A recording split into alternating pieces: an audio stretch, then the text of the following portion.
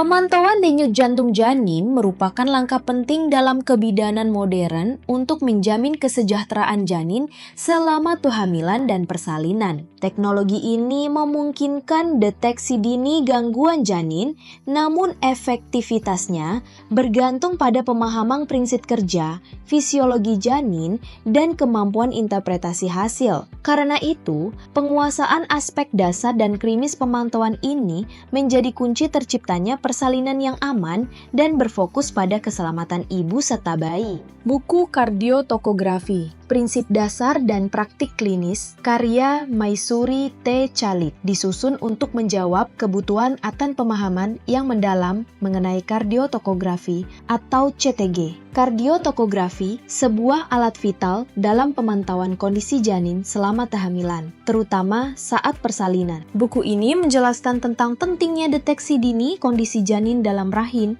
guna mencegah risiko seperti ensefalopati neonatal dan cerebral palsy. Di Indonesia, angka kematian ibu dan bayi masih tinggi. Kemampuan untuk memahami dan menginterpretasi CTG menjadi krusial. CTG sendiri adalah alat yang digunakan untuk memantau denyut jantung janin dan kontraksi rahim. Umumnya digunakan pada trimester ketiga kehamilan atau saat persalinan. Bagian awal buku menjelaskan secara teknis tentang prosedur penggunaan CTG, mulai dari cara kerja alat, posisi ideal ibu saat pemeriksaan, hingga langkah-langkah pemasangan transducer. Penulis juga menekankan pentingnya informed consent, kenyamanan ibu, dan keamanan prosedur. Disampaikan pula bahwa CTG dapat dilakukan secara eksternal maupun internal. Metode eksternal lebih umum digunakan, namun bisa terganggu oleh gerakan ibu atau posisi janin. Sedangkan metode internal lebih akurat tetapi memiliki risiko infeksi dan hanya digunakan dalam kondisi tertentu. Selanjutnya, buku ini membahas aspek fisiologi denyut jantung janin. Penjelasan tentang peran sistem saraf otonom dalam mengatur denyut jantung janin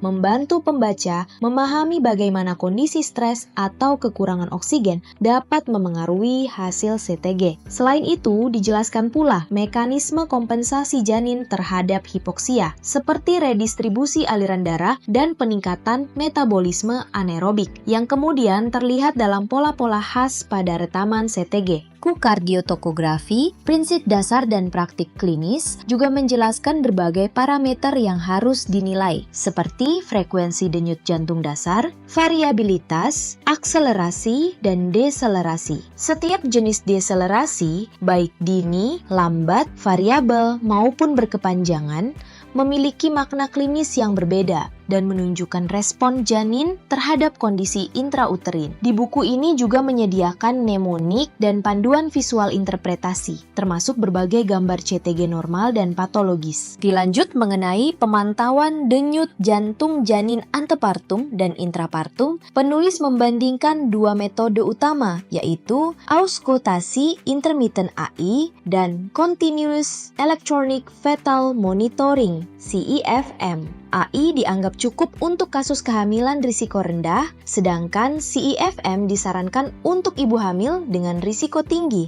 seperti hipertensi, diabetes, atau ketuban pecah dini. Studi dan meta-analisis yang dibahas menunjukkan bahwa meskipun CEFM dapat menurunkan insiden kejang neonatal, metode ini juga meningkatkan risiko tindakan intervensi, termasuk operasi sesar jika digunakan secara tidak selektif. Gimana? Apakah Anda tertarik dengan pembahasan buku ini? Anda bisa mendapatkan buku ini di www.deepublishedstore.com atau di seluruh marketplace kami, yaitu Shopee, Tokopedia, Lazada, dan Bukalapak. Selalu support channel kami dengan cara like dan subscribe.